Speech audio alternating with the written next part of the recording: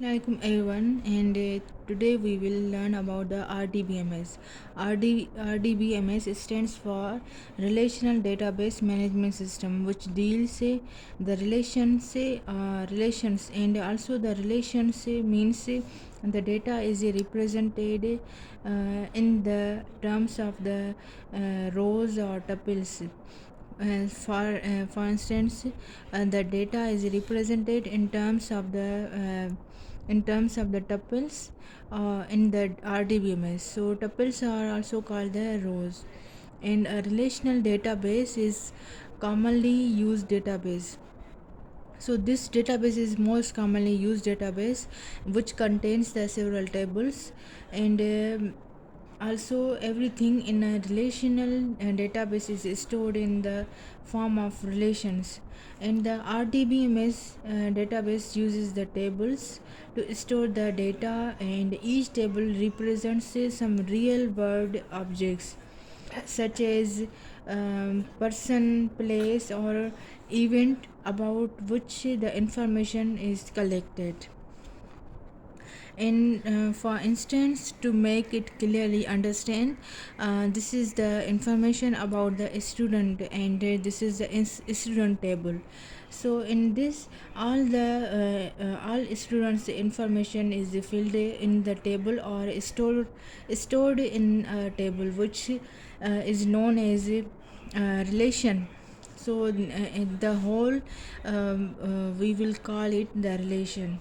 And to make it simple, the relation means the table. So this is also called the table, and that is based on rows and columns. So these are the rows, and these are the columns. And also the tuple. So this each individual is known as tuple. Each individual record is known as tuple. And moreover, additionally, each row, there is no any need of duplicate or identical tuple or repeated tuple. For instance, if we will write the same similar like this, so we cannot write the duplicate information in the record. So this would be wrong.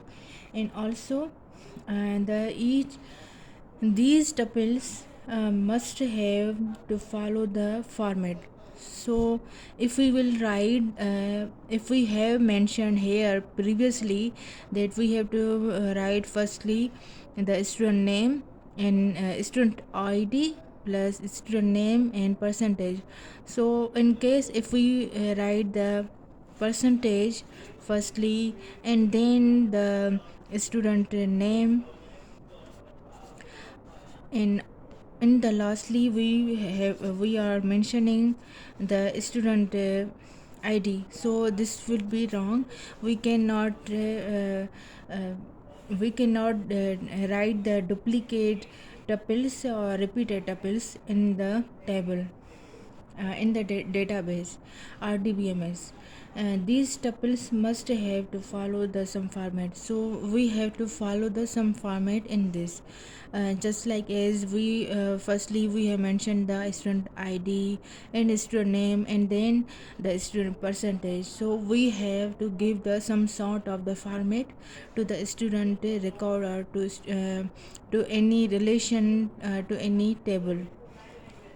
And also moreover, if this is the student id, so this the whole is known as the column. So each column is known as the attribute. So this whole is called attribute.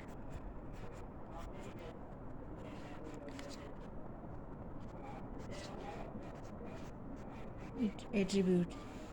An attribute must have the name to identify, such as we have mentioned the student id and student name. So this is the name to identify the attributes, and there should must be a unique attribute that is called the primary key, such as in the class there are multiple students, so with the same name, in that case we shouldn't be considered the primary key in that record.